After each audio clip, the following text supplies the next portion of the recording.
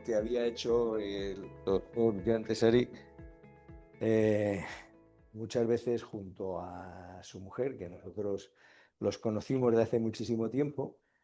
Eh, Anécdotas os podría contar un montón de ellas, pero bueno, yo creo que Carmen, que estuvo muchísimo tiempo con él, con los trabajos, en las preparaciones, que trabajamos juntos muchísimas veces cuando estábamos nosotros en República Argentina, en la calle República Argentina, ¿no? Pues nos puede contar muchísimo más de estas cosas y hoy queríamos pues reconocerle toda la labor que hizo vamos, en la fertilidad, pero sobre todo además en la fertilidad por problemas masculinos, que lo vivimos a nosotros además con muchísimos casos espectaculares. Pues tenemos ahí. Fernando te va a entregar eh, un pequeño recuerdo para que lo tengas de...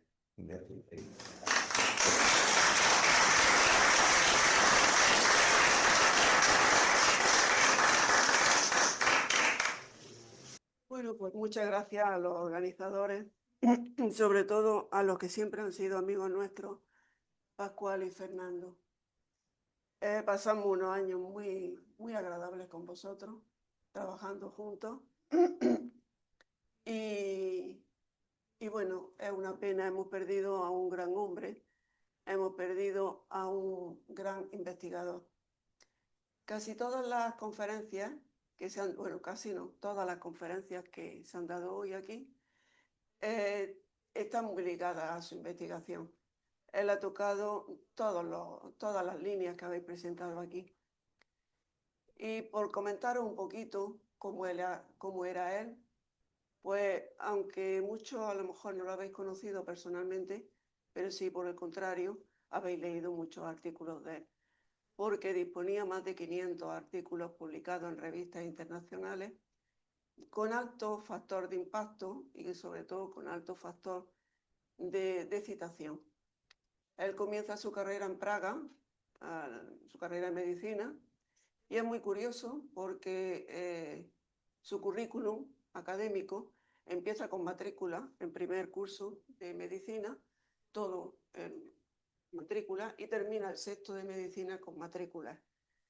Es premio extraordinario fin de carrera, y es curioso porque al principio cuando entra en medicina le conceden ya una beca como estudiante en el departamento de citología y embriología. Y entonces yo le preguntaba, bueno, ¿y cómo pudiste sacar tantas matrículas estando trabajando en citología? Porque ya estaba publicando ahí. Y dice, pues muy fácil, yo no iba a clase. No iba a clase. Dice, no, si todo está en los libros. Imaginaros el potencial que tenía tan enorme. Bueno, pues premio extraordinario fin de carrera y premio nacional en la República Checa por su labor investigadora. Consigue el primer niño nacido por fecundación in vitro allí en Chequia y después se traslada a París. Y ahí comienza una carrera de investigación terrible. Publicaba aproximadamente un artículo por mes que publicaba en revistas internacionales como puede ser Nature, Science, New England, con un alto factor de impacto. Yo he ido a congresos en los que se hablaba entre los participantes del término estar tesaricado. Era muy curioso. Y es porque él acudía a los congresos, veía alguna información que no se le había dado explicación, salida, y entonces pues salía, se ponía a trabajar sobre ello y le daba la explicación.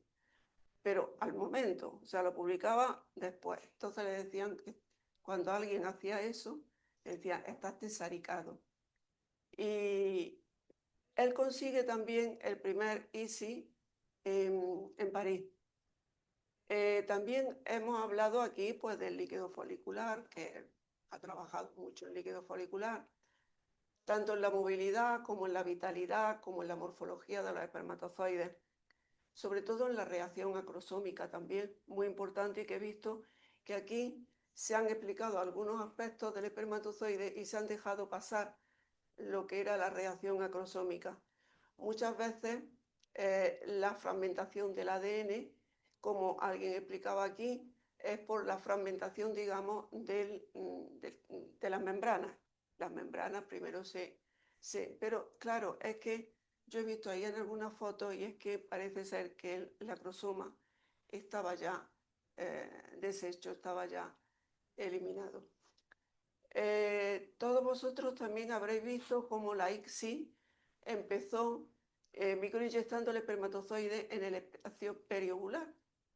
Entonces yo fui a un congreso del IBI en Valencia, él no venía, pero yo vi cómo hicieron la comparación de cuando se depositaba el espermatozoide en el espacio periovular y cómo había un biólogo que no se dio cuenta, bueno, no se dio cuenta, la zona pelúcida era muy fuerte, atravesó y se coló al citoplasma. Entonces hicieron la comparación y vieron que había más fecundación cuando el espermatozoide se depositaba en el citoplasma que en el espacio periovular. Yo se lo comento y dice, muy bien, pues cuando vuelva a parir vamos a trabajar sobre esto. Recuerdo días y días que nos daban las 6 de la mañana delante del microscopio confocal viendo la salida de la activación, en definitiva era eso. Él le dio explicación dependiendo de la salida de calcio del retículo endoplasmático liso del citoplasma. Veíamos cómo la primera activación, la primera salida de calcio era alrededor del citoplasma y cómo posteriormente había otra salida de activación, desactivación, activación, desactivación. Es decir, que el calcio salía y entraba, salía y entraba. Y como las otras salidas fueran más pequeñas y ya por todo el citoplasma. Entonces él explicó perfectamente ahí cómo se activaba. Después pasamos a la morfología, más bien a la espermatogénesis. Y ahí descubrimos cómo, caso difícil, por supuesto, con un bajo índice de fecundación, como la espermátide puede llegar también a fecundar en hombres que eran azospérmicos. Conseguimos allí en Francia el primer bebé nacido por esta técnica. Después nos fuimos, como ya no podíamos seguir trabajando allí en este aspecto, pues nos fuimos a Estambul, nos fuimos a Brasil, a Egipto, que son naciones en donde nos permitían hacer este tipo de técnicas. Y en Estambul pues conseguimos efectivamente los primeros niños nacidos también, pero ya con el cultivo de estas espermátides, porque nuestro fin era conseguir desde el espermatocito, no de primer orden, sino de segundo orden, obtener las espermátides redondas y después provocar la elongación de esa espermátide y hacerla alargada. Entonces, en muchos casos no se da, precisamente por lo que habéis dicho de estas células primordiales que pueden estar ya fragmentadas, que pueden estar dañadas y entonces no nos van a dar espermátides alargadas. En otros casos, muy pocos, sí efectivamente. Vimos hasta unos 75 casos en Egipto y ahí no conseguimos nada, no conseguimos ningún embarazo. En cambio, fuimos a Estambul, estuvimos allí una semana y allí conseguimos el embarazo de 3 bebés, 2 mellizos y uno. Después se viene a España y ahí ya empieza también su investigación en el ovocito.